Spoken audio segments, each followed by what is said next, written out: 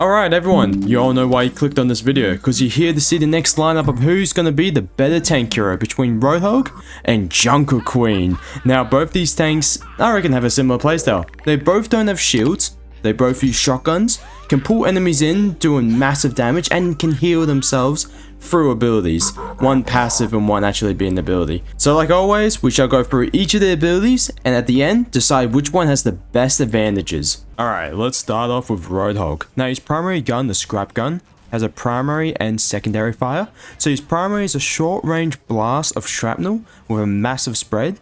Each pellet does between 2 to 6.6 damage per pellet, depending on the drop-off distance. It fires 25 pellets per shot, up to a max of 165 damage per shot. It has 5 ammo before needing to reload. Now onto the secondary fire, it fires a mid-range shrapnel bolt that detonates after a max range of 8 meters into a widespread same as the primary shot, dealing 50 pre-detonation damage and 165 damage per shot. So a headshot with this will instant kill a squishy. Now the next one is Roadhog's Precious Fumes. The Take a Breather ability restores 350 health upon use with a 50% damage reduction while the 2-second animation is going. Next one is the Chain Hook. Is Roadhog's main killing ability. He hurls his chain at a target. If it catches, it yanks them to point blank range, giving you the opportunity to get a kill. Well, most of the time. If you hook a tank, you're probably not going to kill them one shot unless they're already half health. The hook does do 30 damage on connection with a max range of 20 meters. If they do get out of line, like go behind a wall, the hook will snap off. Now, Whole Hog is Roadhog's ultimate, which is a great ultimate for dispersing the entire team, just like spreading everyone out. It pushes enemies away or even off maps and destroying shields. He crams a lot of shrapnel into his gun and for a short time can rapid fire a stream of pellets that knock back enemies. His movement speed is cut by around 25%, however can deal 7 damage per pellet at a total of 4,928 overall. Now, of course, it does way less damage the further you hit them away, so it doesn't even seem like it does that much damage. But if you're actually shooting them up against a wall and do full point blank range, it will do a massive amount of damage. It fires 128 pellets per second and lasts 5 to 6 seconds.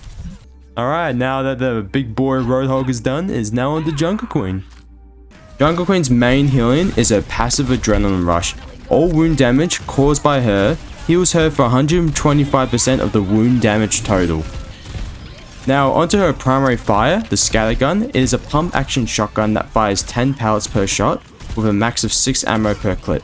It does 2.4 to 8 damage per pellet for a total of 80 damage per shot. The Jagger Blade throws her blade in an arc that can be called back when reactivated. Upon hitting them, it sticks them for a few seconds, dealing 80 damage on impact and causing wound damage over 15 over 3 seconds. So that's a total of 95 damage altogether. If the blade is stuck to the enemy and you reactivate it, the enemy will slingshot back to you so you can keep dealing close quarter damage to overwhelm them. Carnage is her axe winning ability that wins all enemies in front of you, dealing damage over time. It has a range of 5 meters, so it does 90 impact damage and about 40 wound damage over 3 seconds. The range distance of the axe winning ability Carnage is basically equivalent to Reinhardt's like swing, so it's technically that range. The Commanding Shout is an area of effect move that increases her health by 200 and nearby allies by 50. It also increases everyone's move speed by 30%, but it has a long cooldown of 14 seconds, so use it very wisely whenever you want your team to escape or quickly push up. Rampage is her ultimate that is an area of effect move where she charges forward, dealing wound damage and preventing them from healing over 5 seconds. It does 100 damage in total, and it's great for quickly dispatching the squishies at the back. But it doesn't last long, so the quicker you act, the better the ability is. Alright, Roadhog and JunkerQueen have been discussed, and now it's onto the fun part. Let me say, like I do every time, my opinions are all for fun. If you guys think I'm wrong, please tell me in the comments below. I'll love to hear what you guys have to say. Now we're going to talk about the 7 main points, which are always mobility, survivability, skill, damage, support, versatility, and ultimate.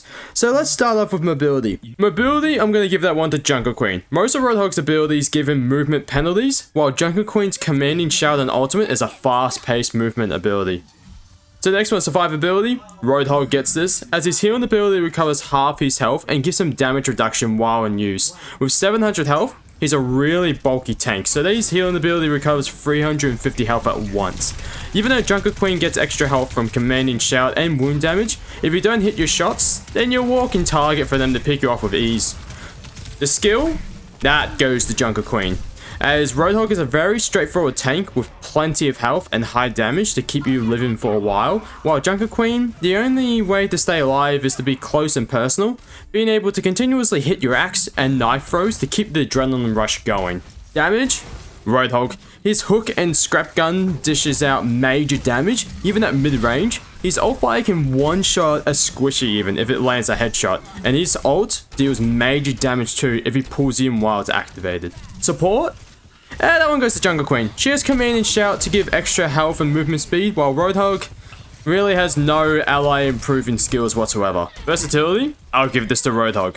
His first pick opportunities can help on the push, while his take a breather ability can let him take a full-on assault while healing, so you can act as a decoy for your allies to dish out damage and overwhelm them. His hook can also dispatch enemies who have snuck behind, attacking your healers with quick pace. Now the ultimate. This one I thought was really tricky, because I believe both of them aren't meant to be team killing abilities, or even you getting like a few picks. It's meant for your team to push up while they're panicking of a major threat in front of them. So I reckon Roadhog gets this one because his whole hog is good for dispersing a whole team, getting them off the point and behind cover, giving your team a time to regroup and heal. As much as JunkerQueen's ultimate prevents them from healing and does a bunch of wound damage, it actually separates you from your team. Like, it will send you straight forward behind them and it just leaves your guys defenseless, while a simple Lucio ult can prevent everything that your ult just did, and gives their tank and attackers a full clear view of your healers to completely dispatch them in a crucial fight. And with all that, Roadhog wins. I still think JunkerQueen is a good asset to quick teams, however, Roadhog just gives off a higher potential to create openings, to pushes, and being an amazing bodyguard. If you enjoyed the video, consider subscribing to further support the channel, and Merry Christmas everyone!